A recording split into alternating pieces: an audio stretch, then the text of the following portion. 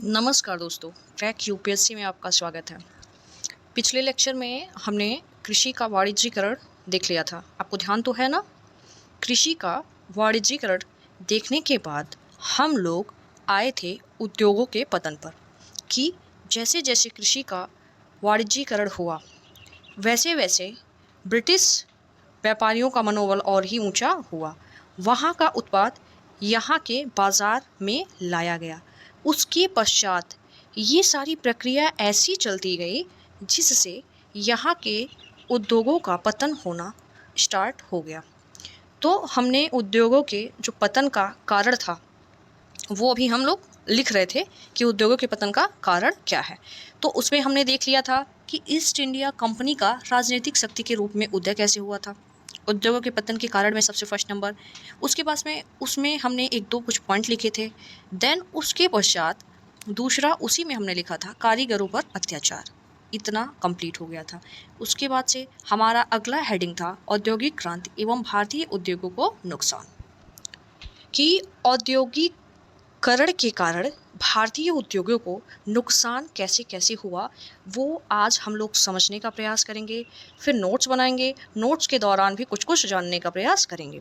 एक बात आप लोग को ध्यान में रख के चलना है कि मैंने आपसे बोला था बिपिन चंद्रा का बुक आधुनिक भारत का इतिहास आपको पढ़ते चलना है साथ में, और ज़्यादा सारा कोई काम आपको बताया नहीं जा रहा है। इतना सा काम आप आसानी से कर सकते हो अगर जो करना चाहो तो, ठीक है। और जिसे तैयारी करना है उसे करना ही है, उसमें कोई डाउट संदेह वाली बात नहीं है, वो आपको करना ही पड़ेगा। तो बिपिन चंद्रा का चैप्टर 3 और चैप्टर 8 जिसमें आर्थिक नीतियाँ दी हुई हैं ब्रिटिशर्स की, वो आप लोग अच्छे से देखेंगे। चैप्टर 8 और अच्छे से विस्तार से समझाया गया है, ठीक है। तो वो चीज़ आप लोग एक बार देख लीजिएगा।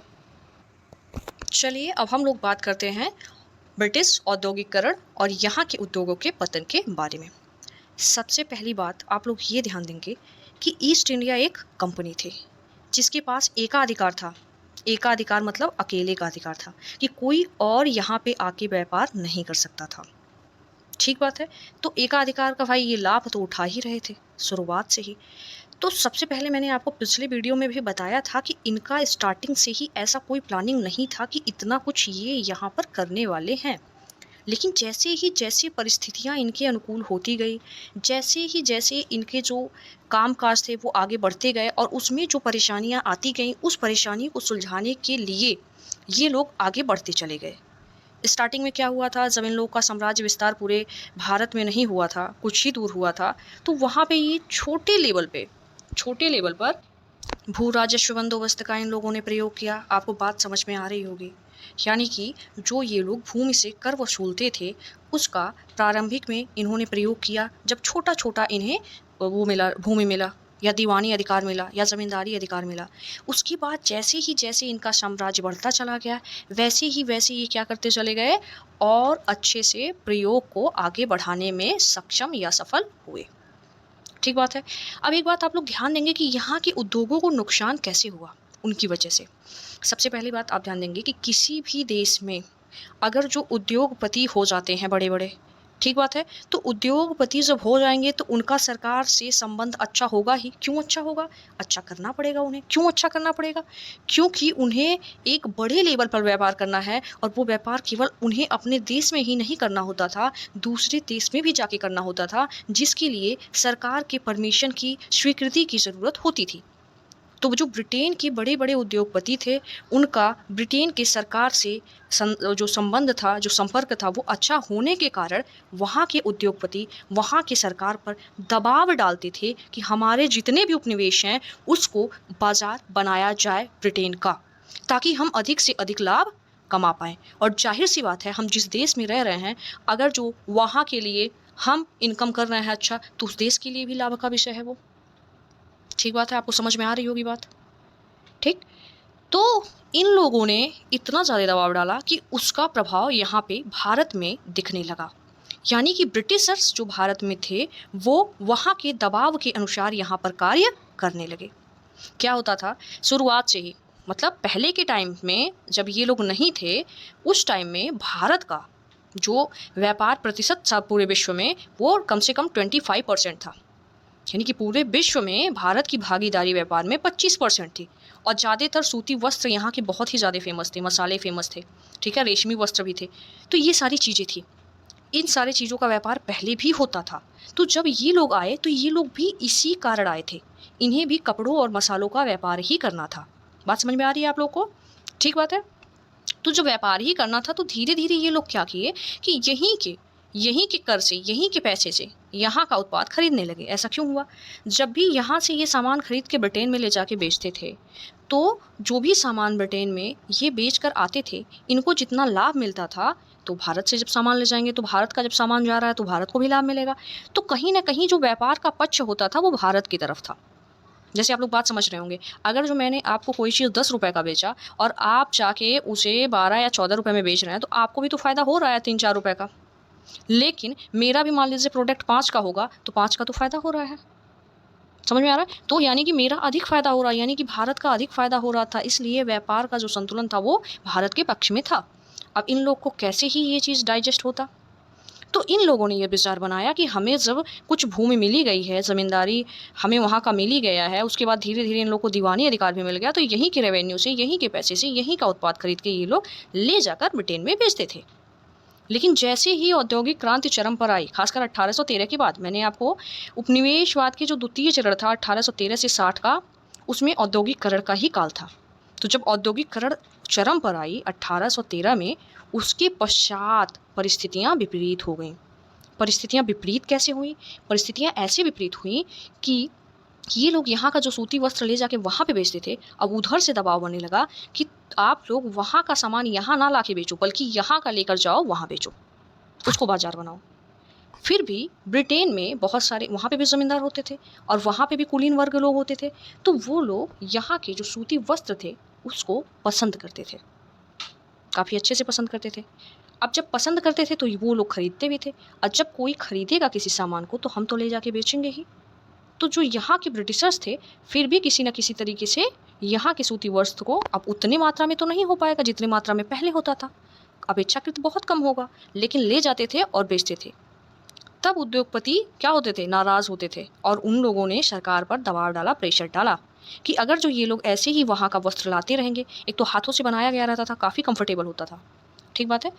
तो उन लोगों ने, ब्रिटेन के जो गवर्नमेंट थी, उद्योगपति ने दबाव डाला कि आप क्या करें, उन्हें मना करें इस चीज़ के लिए कि वो लोग वहाँ से वस्त्र ना लाएं, बल्कि यहाँ के वस्त्र को ले जाके वहाँ पे बेचें।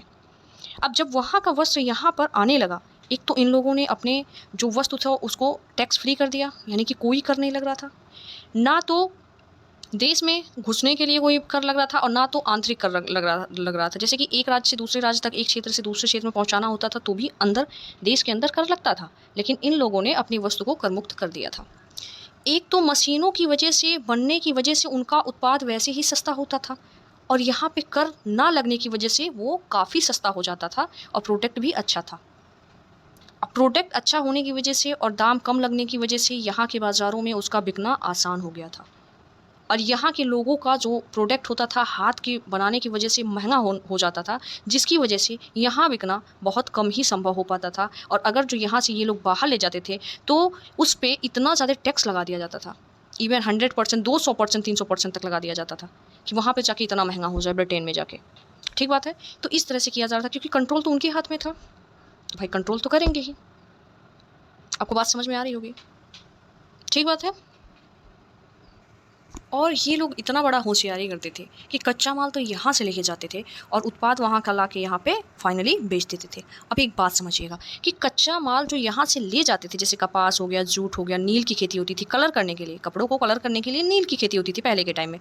तो पहले के टाइम में ये जो केमिकल वाले जो कलर होते थे वो नहीं आए थे, बाद में जर्मनी में जाके आता है, तब जाके चीज़ें और सस्ती हो जाती हैं, क्योंकि नील एक तरह से बहुत ही डिफ़िकल्ट होता था उसको सारा प्रोसेस में लाके करना, तो वो चीज़ें थोड़ी सी महंगी पड़ती थी। और जब रासायनिक कलर आ गया, केमिकल वाले कलर आ गए, तो थोड़ा सा और कॉस्ट क्या हो गया, कम हो गया। तो वो बाद में जर्मनी में आया, फिर कॉस्टिंग कपड़ों की और कम हो गई, ये केमिकल वाले कलर की वजह से, ठीक है। लेकिन पहले नील की खेती, जूट की खेती, ये सारी खेती यहाँ पे ये लोग करवाते थे, और कच्चा माल यहाँ से लेके जाते थे ब्रिटेन में, क्योंकि ऐसा किसका डिमांड था? ब्रिटेन के उद्योगपतियों का, ठीक है। फाइनली 1813 में फिर इन लोगों का एकाधिकार भी समाप्त कर दिया जाता है, इसलिए कि ब्रिटेन में जब काफ़ी इतना उत्पाद हो रहा है तो एक ही कंपनी का अगर जो भारत में एकाधिकार होगा या उस साइड में एक ही लोगों का अधिकार होगा तो फिर और व्यापारी क्या करेंगे, ठीक है, वहाँ तक उनकी पहुँच नहीं हो पाएगी। और एकाधिकार जब खत्म हो जाएगा तो और सारे व्यापारी यहाँ का प्रोडक्ट ले जाके वहाँ पे अपना जगह जगह पे बाजारीकरण उसका करेंगे, मार्केटिंग करेंगे। बात आपको समझ में आ रही होगी। तो हुआ ऐसे कि जैसे अगर जो कोई जैसे बिहार का ज़मींदार हो या किसी और जगह का ज़मींदार हो, तो बड़े लेवल पे जो ज़मींदार होते थे उनसे ये जो होते थे व्यापारी लोग, वो आके उनकी ज़मींदारी ले लेते थे। कैसे लेते थे? धन देके, पूंजी देके, कि इतने टाइम के लिए आपकी ज़मींदारी हमें चाहिए। अब जब ज़मींदारी व्यापारियों को मिल जाती थी तो मालिक वो हो गए भूमि के। अब जब भूमि के मालिक वो हो जाते थे तो मज़दूरों के ऊपर वो लोग प्रेशराइज़ करते थे कि जो वो कहेंगे उसी के हिसाब से वो खेती करें, और उन लोग को करना पड़ता था। कई बार तो जिनके पास अपनी भूमि होती थी वो भी जब कृषि का वाणिज्यीकरण हुआ तो ये दिमाग लगाने लगे कि हम कपास का उत्पादन करेंगे। मान लीजिए हमारे पास पैसा नहीं भी है लागत के लिए तो किसी और से हम ले लेंगे जो देने योग्य होगा। उसके बाद से हम कपास की खेती करेंगे, कपास को बेच के अपने जो जीवन यापन के लिए जिस भी अनाज की ज़रूरत होती है उसको हम खरीद लेंगे, और जो लागत लगी रहेगी उसको भी निकाल लेंगे, और हमारा कुछ इनकम भी हमारे पास बच जाएगा। लेकिन 2-3 साल में एक आध बार फसल खराब होना तो तय होता था। तो एक बार फसल अगर जो खराब हो गई तो उनका जो जीवन यापन है उसके लिए अनाज कहाँ से लाएं, यानी कि अपना जीवन यापन कहाँ से करें। और दूसरी चीज़ ये कि जो लागत लगाए थे किसी और से पूंजी लेकर उसका दे कैसे। अब इस चक्कर में अपना भी भूमि वो गंवा बैठते थे। आपको बात समझ में आ रही होगी। तो ऐसे दुष्चक्र में ये लोग फंस जाते थे कि कभी फिर निकल नहीं पाते थे। ठीक है। तो कई लोगों की ऐसी सोच होती थी कि गेहूँ चावल इन सब चीज़ों को छोड़ के वाणिज्यीकरण का मतलब ही वही था कि बाजार को देखते हुए कृषि करना। तो कई लोगों ने ये शुरुआत करी कि हम इस हिसाब से खेती करें और ये आसानी से बिक भी जाएगा, क्योंकि ब्रिटिशर्स लोग कच्चे माल तो ले जाते थे भारी मात्रा में। तो इन लोग की भी यही सोच हो गई थी अधिकतर लोगों की कि हम लोग भी ऐसी ही खेती करेंगे जो आसानी से बिक जाए और उस पैसे से हम लोग अपने जीवन यापन हेतु अनाज खरीद लेंगे। और तो और चीन से भी ये लोग ब्रिटिशर्स लोग व्यापार करते थे। ठीक है। तो चीन से क्या होता था, जो भी व्यापार ये लोग करते थे वो चीन के ही पक्ष में होता था, यानी कि मुनाफा ज़्यादा से ज़्यादा चीन का होता था। अब देखिए जब चाय और अफ़ीम का खेती ये लोग यहाँ पे करना स्टार्ट किए तो अफ़ीम ब्रिटेन भी बंद था, मतलब ब्रिटेन में भी अलाउ नहीं था अफ़ीम बेचना और चीन में भी बंद था, अलाउ नहीं था बेचना। लेकिन फिर भी ये चीन में चोरी छुपे बेचते थे अफ़ीम। क्यों बेचते थे कि अफ़ीम अगर जो हम यहाँ से भारत से बेचेंगे ले जाके वहाँ पे और वहाँ का प्रोडक्ट खरीद के यहाँ पे लाएंगे तो किसी तरीके से जो व्यापार का संतुलन होगा, जो व्यापार का पक्ष होगा हमारे पक्ष में होगा।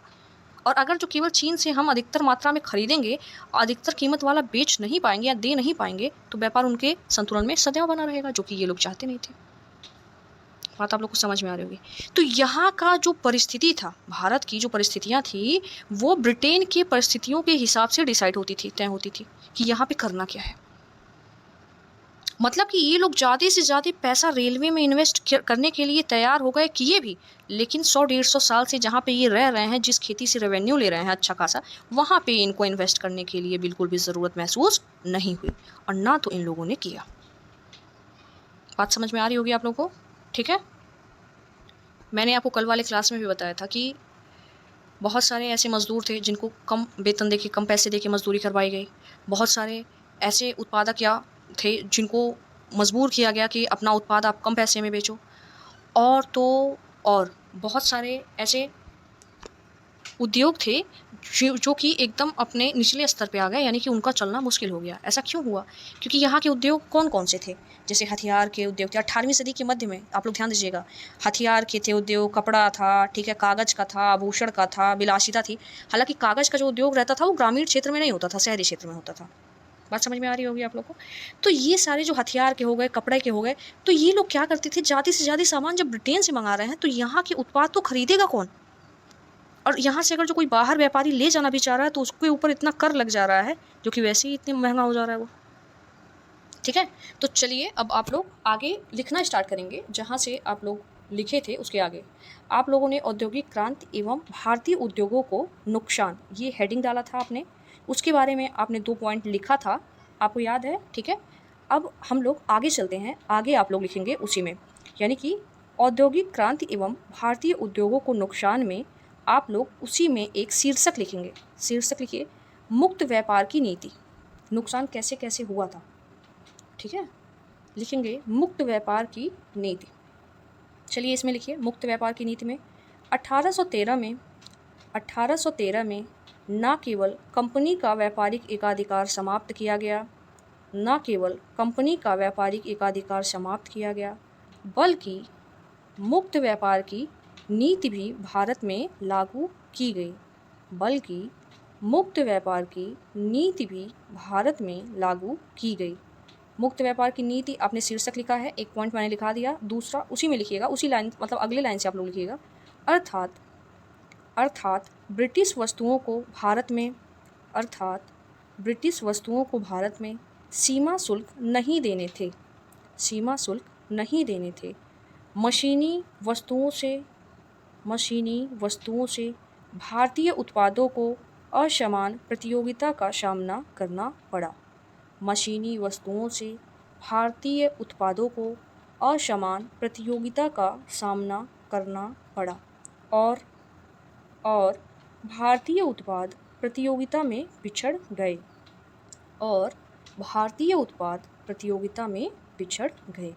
अब इसी में एक और शीर्षक लिखिएगा, मतलब कि हम लोग का जो हेडिंग है वो औद्योगिक क्रांति एवं भारतीय उद्योगों का नुकसान, उसी में ये चल रहा है। शीर्षक आप लोग मुक्त व्यापार की नीति दिए। अब दूसरा शीर्षक आप लोग देंगे एक तरफा मुक्त व्यापार की नीति। अब आप लोग इसमें लिखेंगे, एक तरफ भारतीय वस्तुओं को भारतीय बाजारों से वंचित किया गया, तो दूसरी तरफ भारतीय उत्पादों पर ब्रिटेन में सीमा शुल्क आरोपित किए गए और ब्रिटिश बाजारों से भी वंचित होना पड़ा।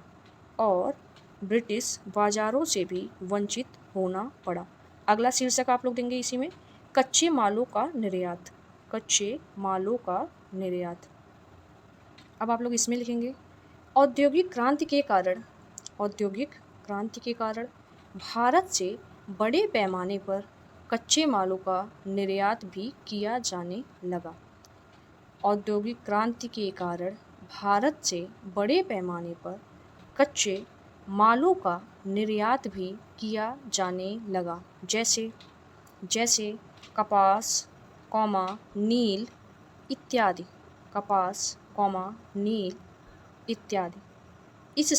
इसी के अगले लाइन से लिखेंगे, इससे कच्चे मालों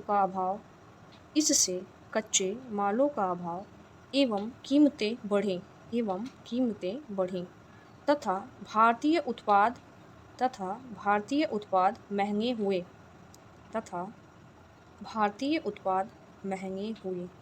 अगला आप लोग शीर्षक लिखेंगे, अंतर्देशीय सीमा शुल्क।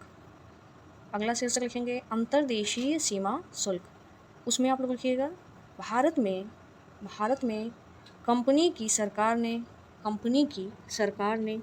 अंतर्देशीय सीमा शुल्क की नीति का पालन कर भी भारतीय उद्योगों को हतोत्साहित किया। अगला शीर्षक आप लोग लिखेंगे, ब्रिटिश वस्तुओं की खरीद। ब्रिटिश वस्तुओं की खरीद में आप लोग पहला पॉइंट लिखेंगे, 1813 के पश्चात विशेषकर भारतीय सरकार ने प्राथमिकता के आधार पर ब्रिटिश उत्पादों को खरीदना प्रारंभ किया, जैसे कागज, हथियार इत्यादि। ठीक है, अब इसी में ब्रिटिश वस्तुओं की खरीद में ए पॉइंट समझिए हो गया, बी पॉइंट लिखिएगा, 1813 तक भारतीय उद्योगों का पतन अवश्य हुआ। 1813 तक भारतीय उद्योगों का पतन अवश्य हुआ, फिर भी भारतीय कपड़ों का निर्यात कंपनी की आय का एक महत्वपूर्ण स्रोत था। कंपनी की आय का एक महत्वपूर्ण स्रोत था। स्रोत मतलब जरिया था, ठीक है। लेकिन इसी में लिखेंगे, लेकिन 1813 से 60 के बीच में, लेकिन 1813 से 1860 के बीच भारतीय उद्योगों को सर्वाधिक नुकसान हुआ। भारतीय उद्योगों को सर्वाधिक नुकसान हुआ। इसी में सी पॉइंट लिखेंगे आप लोग। उद्योगों का पतन क्रमशः हुआ। उद्योगों का पतन क्रमशः हुआ। 1855 से 60 के पश्चात 1855 से 60 के पश्चात रेलवे के कारण ग्रामीण उद्योगों को भी नुकसान हुआ। ग्रामीण उद्योगों को भी नुकसान हुआ क्योंकि रेलवे से पूर्व ब्रिटिश वस्तुओं की पहुंच शहरों तक थी। क्योंकि रेलवे से पूर्व ब्रिटिश वस्तुओं की पहुंच शहरों तक थी।